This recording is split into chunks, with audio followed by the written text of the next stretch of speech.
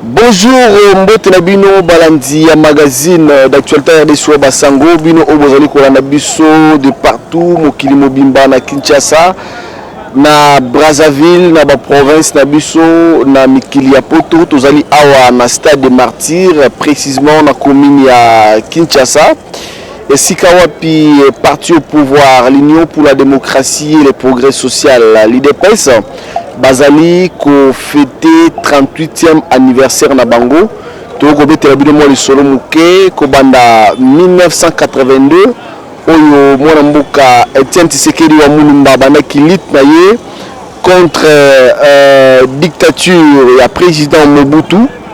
Alors lelo ba totalisé lelo le 15 février 2020 va totaliser 38 ans d'existence. Il y a lutte au IDPS ennemi et na pouvoir le bazali bongo toko benga parti au pouvoir. Alors na occasion un peu bazali ko fêter une année d'existence ou bien une année à passation du pouvoir civilisé entre président sortant Joseph Kabila Kabange et président entrant Félix Antoine Tshisekedi Tshilombo.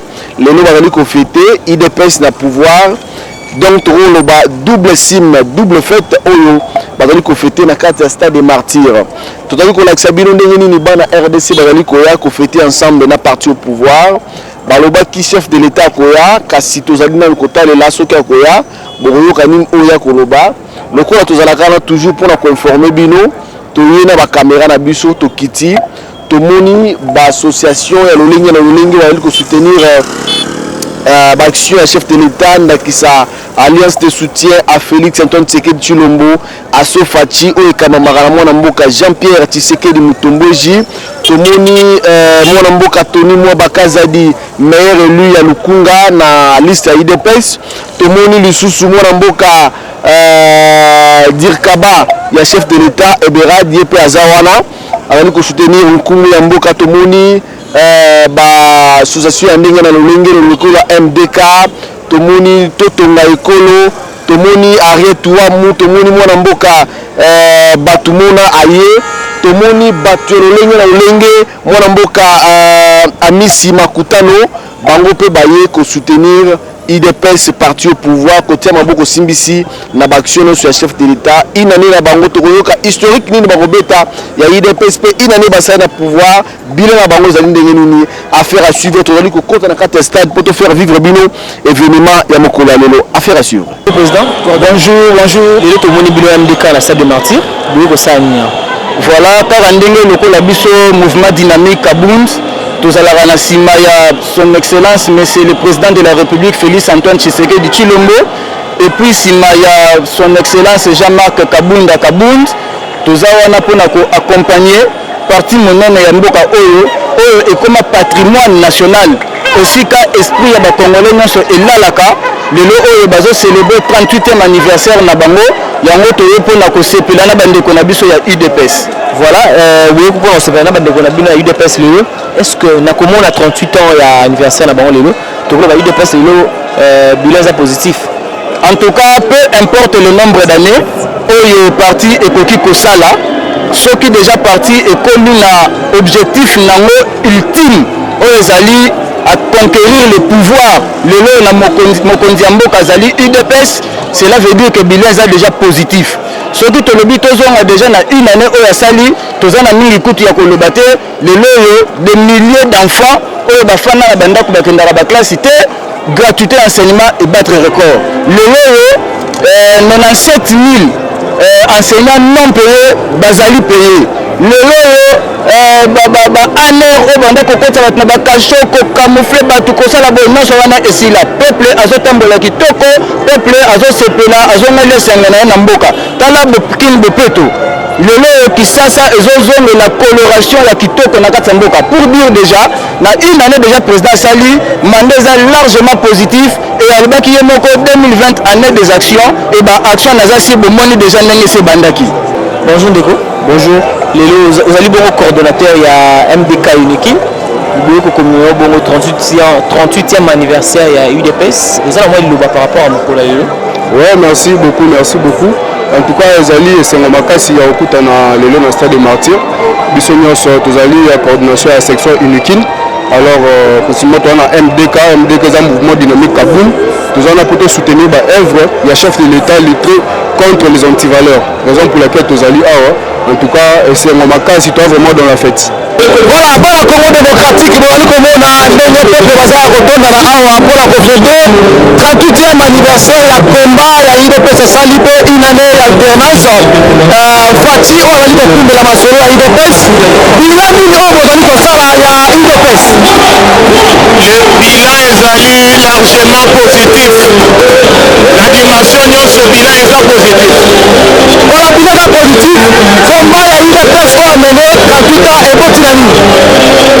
Combat à UDPS. Le combat de UDPS est une philosophie. C'est une philosophie, c'est une pensée. Et le combat de UDPS, c'est un combat d'équilibre spirituel, psychique, mental, charismatique. Équilibre, il y a ma dimension tout pour le peuple. Est-ce que Fati Orani Kumba Bana RDC Azali ko respecter idéologie à parti Oyo fait Etienne Tshisekedi wa Mulu Batilaki. Monsieur le journaliste, comment on peut faire la division entre papa na mwana? Mwana ezali reproduction, multiplication. Les euros ajoutés au chiffre 1 pour la multiplication mystique. Mwana ezali reproduction ya papa na ye mobimba. Fati azali incarnation physique ya papa Etienne. Comme je l'ai toujours dit, liwa ezalaka te. Papa Etienne vit dans son fils. Car, dit la Bible, celui qui a vu le fils a vu le père. Si tu crois pas au fils, tu n'as pas le père. Fati le fils, papa le père, égale 1. Fati égale papa Etienne. Voilà, et là on dit qu'il va la mort avant de retenir l'anniversaire à IDPS. Ezali mélancolique. Papa retenir les bienfaits, le courage malgré les tortures, le courage malgré les arrestations multipliées. Ce n'est plus loin, le régime est outil au départ. Et faire souffrir par la Congo, la arrestation ndenge. Mais le combat de l'UDPS, c'est un combat monstre. C'est un retombé monstre. Ceux qui tobandi koloba yango tosilisa te, il faut bongisa journée à émission. Merci Bana Mboka de nous rejoindre. Président Jean-Marc Kamunda Lobi, esprit et docteur Etienne Tshisekedi elati bana nyonso ya UDPS. Na bale ya UDPS alobi ke UDPS aboli bitumba ya mingi ya solo bitumba pendant 38 ans. Lelo UDPS a la pouvoir pendant une année. Yango wana d'abord asengi unité na kati ya bana UDPS. Asengi korobongisa fonctionnement ya parti UDPS. Ya misatu asengi ke UDPS azali sentinelle la pouvoir. Vision ya président Félix Antoine Tshisekedi Tshilombo. Oyo nyonso akotendela yango UDPS asima mpona kokanga bango nzela. Abi vision ya président Félix ezali vision mpe na bana Congo peuple asepela liboso. Naona toboyi ya UDPS bantivaleur ndenge aleki na makambo de mouton ekomema solo misala esalami wana. Tosengi UDPS ndenge président Jean-Marc abi démission ya bato nyonso bazali na kati ya likambo wana. Alobi ya mibale UDPS akotelema de façon que blocage nyonso ekosalama akokutaka na UDPS na nzela. Mpe na biso balie tosoutenir discours.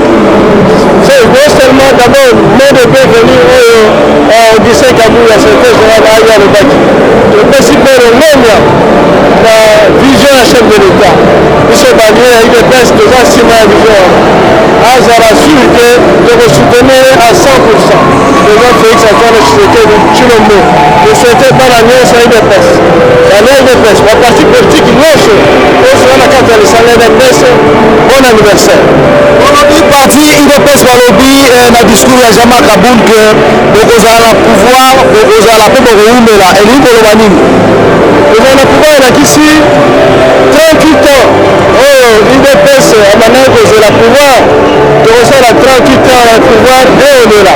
Voilà makanisi ya malamu ya président Jean Kabund alelakisi 2023 2028 au compter de 2019 dakisa 38 ans de UDPS azala pouvoir.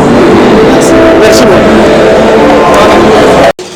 Secrétaire général, il y a Alliance de soutien Félix Antoine Tshisekedi Tshilombo. Tout le monde qui vient au stade pour soutenir,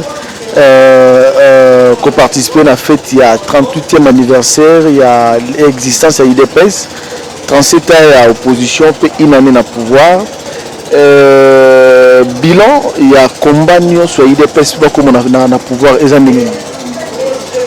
Bon, oui, 38 ans, il y a combat et Zali sécurité. Ezali batu boni bakofi na kati ya komba wana batu bakofi ebele pona koluka démocratie ekota na kati ya mboka oyo pona koluka ezaleli ya sika ekota na kati ya oyo babengi mbongwana ekota na kati ya Congo yango moni komba oyo UDPS asalaki pona kokotisa pe état de droit na kati ya mboka oyo nde komba nyonso UDPS asalaki pona peuple congolais atika bobangi à se prendre en charge par rapport à destinée na ye donc yango omoni komba nyonso UDPS amenaki pendant 38 ans yango wana. Est-ce que on est na bino asso Fati ko soutenir anniversaire UDPS? Biso asso Fati tozali structure d'appui à UDPS. C'est-à-dire que biso asso Fati tozali na kati ya kolanda ko soutenir mokonzi ya mboka na baction na ye. Donc lokolo biso toza ko soutenir mokonzi ya mboka. Mais mokonzi ya mboka auti na UDPS. Hein? Quand bien même que lelo boye a commis lokolo aigle azali kolo avec sur na parti politique te ba parti politique nyonso ezali ya ye. Donc mais biso vision na biso ezali ko soutenir chef de l'état wana ko zala simana ye pona ko makanisi na ye ko panza yango na kati ya base. Donc na yango il fallait absolument to accompagner UDPS pour tozali émanation ya UDPS.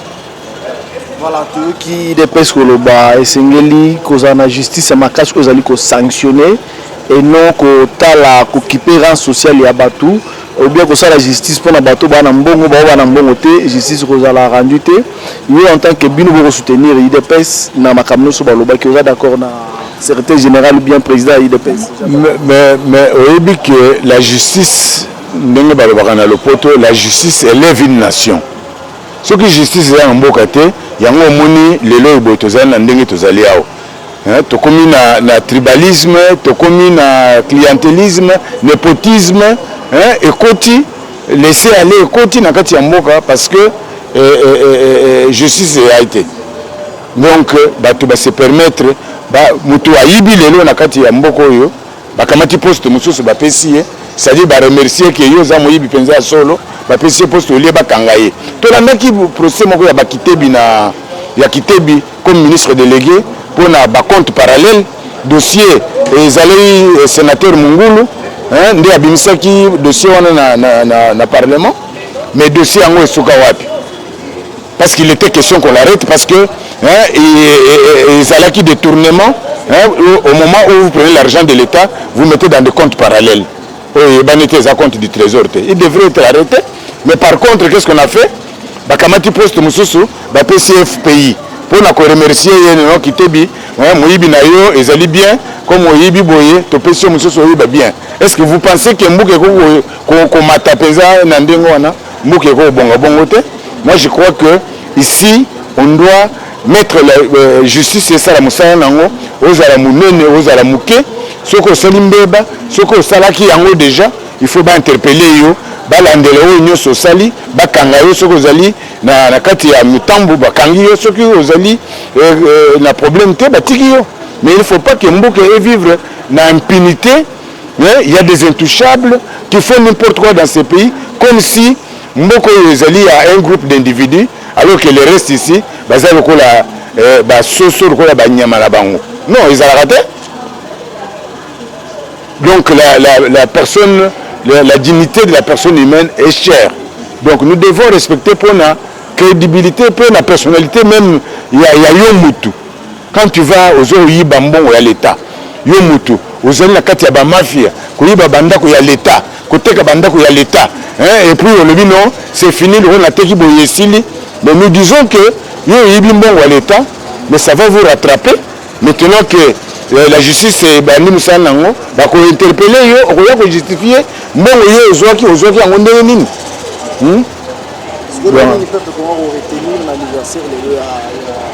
Le peuple congolais il faut retenir que maintenant, tous allés na état de droit et que nous sommes à le peuple congolais, à botoli biloko à peuple congolais, à botoli biloko à l'État. Ils avaient dit qu'ils avaient biloko à l'État et à botoli yango, à celi yango biloko na privé, à que justice et bandi ko sala musala nango sikoyo. Tous allés sur na tango ya kalaté au justice les alité. Donc comme justice au bando sala musala, ba oyo ba yebaki mbongo. Ba kozongi sa yango na kati ya trésor public pour que mboka et tombama, économie ya mboka tombama. Parce que son mboka ngo mbongo ezana maboko ya ba individu, ezana maboko ya l'État te. Alors il faut que l'État sala musala landela bango, bazo que c'est ba mbongo wana ekota na libenga ya l'État pour akoro bongisa mboko. Merci. Merci.